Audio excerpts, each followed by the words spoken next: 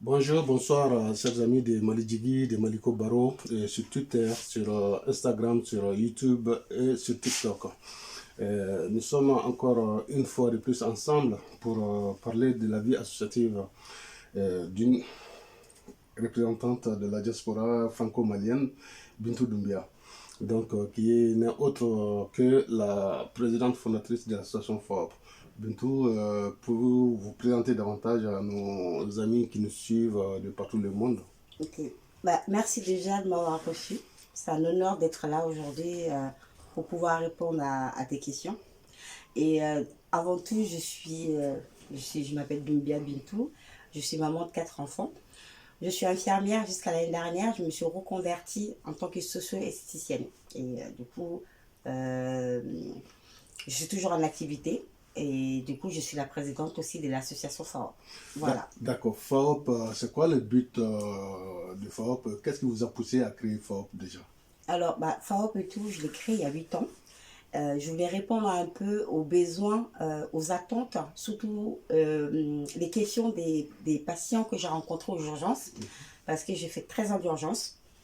Et souvent, quand je recevais des patients qui me disaient tout le temps: Ah, mais qu'est-ce que vous êtes belle, vous avez des beaux cheveux. Moi, avant, j'étais comme ci, moi, avant, j'étais comme ça. Elles étaient très, très nostalgiques de ce qu'elles étaient avant. C'était des patientes admises pour quelles raisons?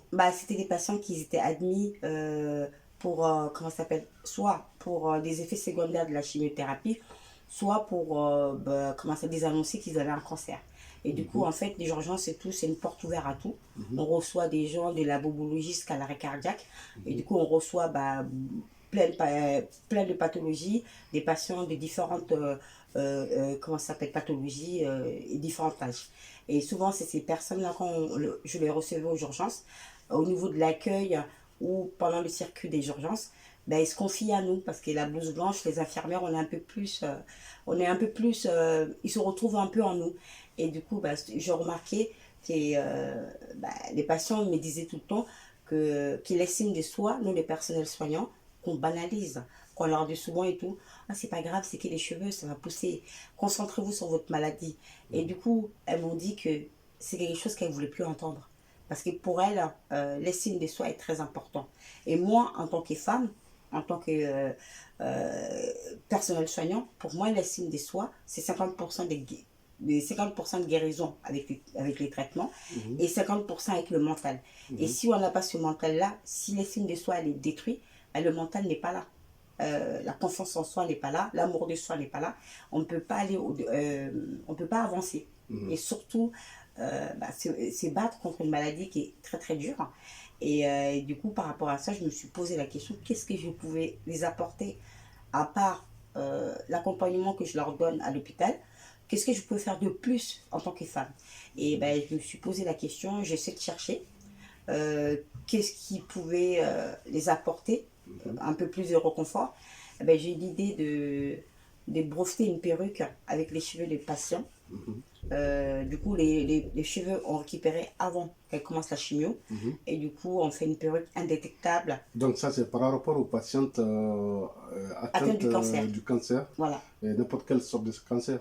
Voilà, n'importe quelle sorte de cancer. Parce que Euh, nous savons que généralement les femmes sont atteintes du cancer des seins, de l'utérus, du col de l'utérus et tout ça. Donc, en fait, là, d'une manière générale, on va oui, dire. en fait, là, le technique que je vous dis là, l'accompagnement que je voulais faire, mais c'est, comment vous dire, c'est adapté à toutes les personnes qui ont n'importe quel cancer. Du moment que, en fait, la chimiothérapie fait tomber les phallaires, les cheveux ou le corps se transforme, je m'adresse à ces personnes-là. Moi, en fait, l'objectif de l'association, c'est aider à restaurer, à, à rétablir, comment ça s'appelle, l'estime de soi qu'ils ont perdu dû au Aux effets secondaires du la traitement. chimie. Voilà. Et du coup, ça peut être les cheveux, la peau, le mental, euh, les accompagnements aussi. Et aussi, ça peut être aussi accompagner les aidants qui sont autour de ces personnes-là, parce que souvent, l'accompagnement des aidants est très important. Et du coup, l'association, c'est vrai qu'on parle beaucoup de cancer du sein et des cols de l'utérus, mais je suis ciblée par rapport à ça, mais je m'occupe de toute forme de cancer. Du moment que l'estime de soi est touchée, moi, je suis là pour pallier, pour donner des outils grâce à la socio-esthétique, donner des outils pour pouvoir les accompagner, pour qu'elles soient bien, qu'elles arrivent à avoir des armes pour se battre, pour être mieux, pour avoir la confiance en soi, l'amour de soi, pour pouvoir se battre contre cette maladie. La socio-esthétique, pouvez-vous un peu expliquer de manière très brève à nos amis qui nous suivent? Alors la socio et tout, on a trop commun. Oui. Voilà, comme c'est des nouveaux métiers. C'est Oui. un métier qui existe depuis 20 ans. Mais c'est vrai qu'elle n'est pas très connue du grand public. Mais la socio, c'est qu'on a la possibilité, l'objectif de la socio, c'est on prend tout ce qui est quand c'est des bagages esthéticiennes et on rajoute ça par rapport à nos connaissances de tout ce qui est pathologie de la maladie pour pouvoir accompagner la personne avec les bons mots, avec les bons produits cosmétiques. La socio, on est vraiment, on donne beaucoup de conseils par rapport à la peau, par rapport à l'habillement, par rapport à, on a même l'écoute non médicale. On fait beaucoup d'accompagnement pour... Donc vous tenez en compte l'environnement sociologique de la personne. C'est ça, c'est ça. Pour lui redonner les signes de soi, si je comprends bien. C'est ça, on les accompagne, voilà, c'est ça. D'accord. Et du coup, donc c'est ça qui fait l'essence même de FAWAP. C'est ça. Et du coup, ça c'est quelque chose pour moi, c'est hyper important.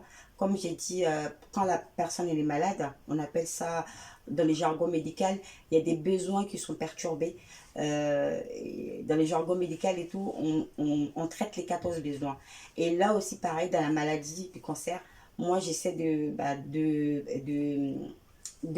pallier aux besoins qui a été, on peut dire, touché. Quand on prend la personne pendant la maladie, si elle a perdu les cheveux, si elle a perdu au niveau de la peau, si elle a pris du poids ou elle a d'autres choses et tout, j'essaie de ramener des solutions à cette manque-là, ou le mental, ou l'habillement, ou d'autres choses. Et du coup, on essaie de ramener des solutions par rapport à la personne, parce que chaque personne est différente, chaque personne est sa spécificité, quoi, en fait. Voilà, c'est ça. On accompagne les personnes par rapport à eux-mêmes. Ok. Donc, vous m'avez dit tout à l'heure que FAWAP existe depuis bientôt 8 ans. Oui, bientôt 9 même. Bientôt 9, d'accord. Donc, vous agissez ici dans l'Hexagone en France, et puis en même temps sur d'autres continents ou dans d'autres pays. Alors, nous, je suis domiciliée dans le 92, mais j'interviens un peu partout. Dans l'île de France. Dès qu'on a besoin de moi et tout, si j'ai la possibilité d'y aller, j'y vais. Et en même temps, il y a un moment, je me suis posé la question, qu'est-ce qu'on fait par rapport à... Qu'est-ce qu'on fait pour les cancers au niveau de l'Afrique. Et puisque je suis malienne, qu'est-ce que je fais? Je suis partie au Mali. Je rencontrais... Ah d'accord, donc ça c'est bien. Vous avez pu poser des actes au Mali. C'est ça. Et du coup, je suis partie, j'ai posé des questions, demandé qu'est-ce qu'ils ont mis en place par rapport à l'accompagnement des personnes qui ont eu le cancer. Et je me suis rendu compte que, les besoins en Afrique, au Mali, en France, elle est complètement différente. Au Mali et tout, les résumés que moi j'ai eus, c'était, ils ont besoin d'informations, des informations pour pouvoir donner des informations, les bonnes informations. Ils avaient besoin de, l'accompagnement personnel, on peut dire des besoins d'information, formation, en fait pouvoir former l'équipe paramédicaux ou médicaux, aussi besoins matériels et besoins humains. Et du coup, c'est par rapport à ça et tout, j'essaie de mettre quelque chose en place pour pouvoir accompagner à mon niveau. Et il y a mon collègue qui est au Mali, Mamadou Konaté, lui qui s'occupe de FAWAP au Mali. Et du coup, on essaie de faire des activités, des accompagnements grâce à lui et grâce à d'autres bénévoles qu'on a. D'accord. Donc, ceci dit, Je me rappelle un petit peu d'un petit passage à un moment donné où vous avez eu à amener du matériel médical aussi au Mali et tout ça. Oui, Donc tout ça c'était dans le cadre d'aider les plus démunis du point de vue, on va dire, zone reculée du Mali et tout ça, quoi. oui. Donc ça c'est la petite parenthèse. Maintenant, on arrive au clou du sujet, c'est que vous projetez des activités pour Octobre Rose. Mhm. Donc, pouvez-vous nous en dire un peu plus sur cette activité-là? Ok.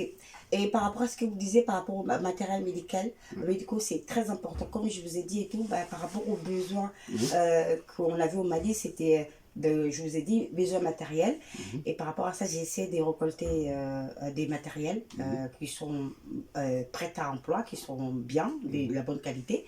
Et j'ai pu récolter 70 tonnes. 70 tonnes quand même. 70 tonnes, 40 pieds. D'accord. Donc on a distribué pour, à 5 villages de Caille. Et D'accord. voilà. De la région de Caille, la première région du Mali. Voilà, c'est ça. Donc, en fait, c'est des zones, on va dire, qui sont plus ou moins éloignées Des Bamako. Voilà, de Bamako. Et puis, souvent, les villages qui connaissent un peu le Mali sont un peu éloignés aussi des Cailles. Oui, Et puis, l'état des routes et tout ça. Donc, ce qui soulage un peu les praticiens dans l'exercice de leur métier. oui. Donc, voilà. Donc, parlez-nous maintenant de votre événement du 1er octobre. Alors bah, là, comment ça s'appelle, Comment ça va se dérouler? on a mis en place pour Octobre Rose, le 1er octobre. Le mois d'octobre, c'est le mois de sensibilisation pour les cancers du sein. Oui. Et du coup, puisque bah, nous, on s'occupe aussi du cancer du sein, là, on va faire un événement où on va faire une soirée de charité. Dans cet événement-là et tout, on va faire une vente aux enchères. J'ai des amis qui sont des artistes. Il y a Pierre Design de Paris qui va nous donner ses manteaux qui sont magnifiques D'accord. et des vêtements. Lui, c'est un créateur, C'est un de créateur. mode. Oui, de D'accord. mode. D'accord. Et j'ai deux amis Capson qui vendent des tableaux, des magnifiques tableaux. Et aussi... Donc ça, c'est le côté, parce que j'ai vu le visuel. Oui. Donc ça, c'est le côté vente aux enchères, c'est ça? Voilà, c'est ça. Ok. Et dans les ventes aux enchères, on aura des tableaux, des vêtements. Il y aura un défilé de mode pour faire un show, pour quand même... parce que, en fait, j'ai un ami et tout qui a voulu montrer leur soutien. Parce que moi, je mets en avant le soutien des hommes envers les femmes. Et ben les deux artistes m'ont dit, bah, écoutez, nous, on va organiser quelque chose pour montrer de quoi on est capable en soutenant les femmes. Et du coup, bah, il y aura une vente aux enchères. Aussi, il y aura des chansons. Il y aura des prises de parole. Et, Il y aura des témoignages. Et il y aura des témoignages. Des personnes qui ont vécu leurs entourages. Et pour montrer aussi que les aidants aussi, un peu échanger pour montrer que la maladie est toujours là. Et on a besoin des gens pour les bénévoles ou comment ça s'appelle, l'institut, la sécurité sociale ou autre chose pour nous aider à accompagner ces personnes-là. D'accord. Et donc, sur le visuel, j'ai vu qu'il y a un autre aspect qui est un concert qui est annoncé également. Alors, là, le concert, ce sont 2 temps. Le 1er octobre, on fait un gala de charité où on va faire les ventes aux enchères. Et après, normalement, une semaine après, on devait faire un concert parce que j'ai fait appel à 2 artistes maliens, Bigini et Palmer, qui sont très connus au Mali, internationalement même.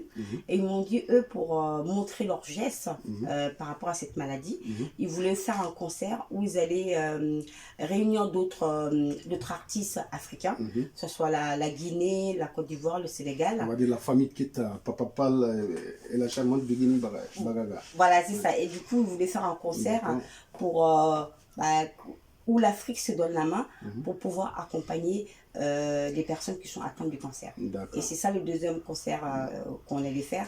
Mais malheureusement, comment ça s'appelle, on va repousser un peu, on ne pourra pas le faire au mois d'octobre. Ce sera au mois de décembre qu'on fera ce concert-là en France. Donc l'activité du 1er octobre va se résumer au fait à la vente aux enchères, Oui.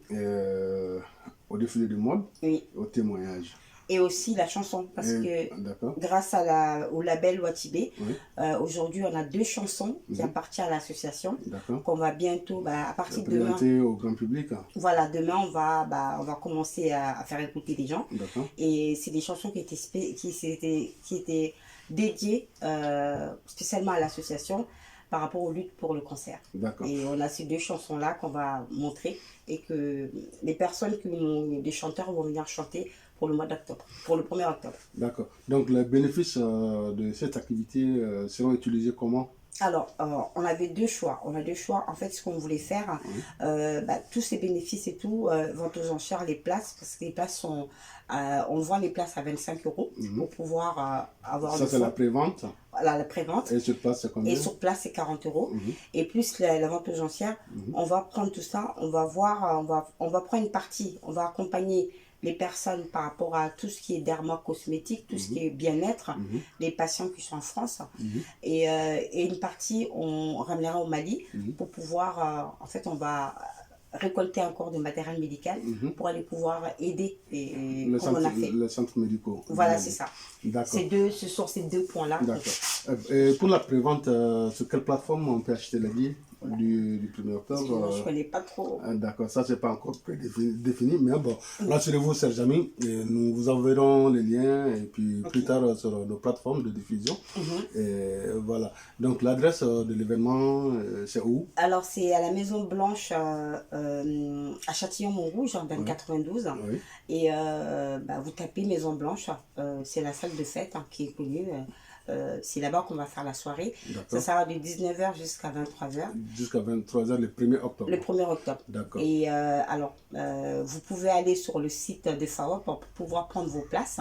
Et bientôt, on va vous faire partager des liens pour pouvoir prendre vos billets en prévente. Qui sera de 25. Magnifique. Mali Djigui, Maliko Baro et toutes nos plateformes de diffusion se chargeront de diffuser ces liens-là pour faciliter l'accès aux Maliens vivant en France, pour pouvoir assister à ces grands événements et de solidarité, on va dire avant tout, parce que voilà, c'est une cause très très noble. Et pour ma part, Bintou, je te remercie. Je remercie notre amie du Mali, Françoise Ouassel-Vogel, qui nous a vraiment prêté ce cadre magnifique. Oui, voilà. Votre dernier mot pour nos amis? Mon dernier mot, déjà, je vais te remercier de nous donner la possibilité, de nous donner de la visibilité grâce à cet événement-là. Et j'appelle à tous les Maliens de France, la diaspora malienne ou sénégalais partout, de venir nous donner un coup de main, de soutenir la cause qui est le cancer du sein, pour qu'on puisse avoir des bons fonds pour pouvoir accompagner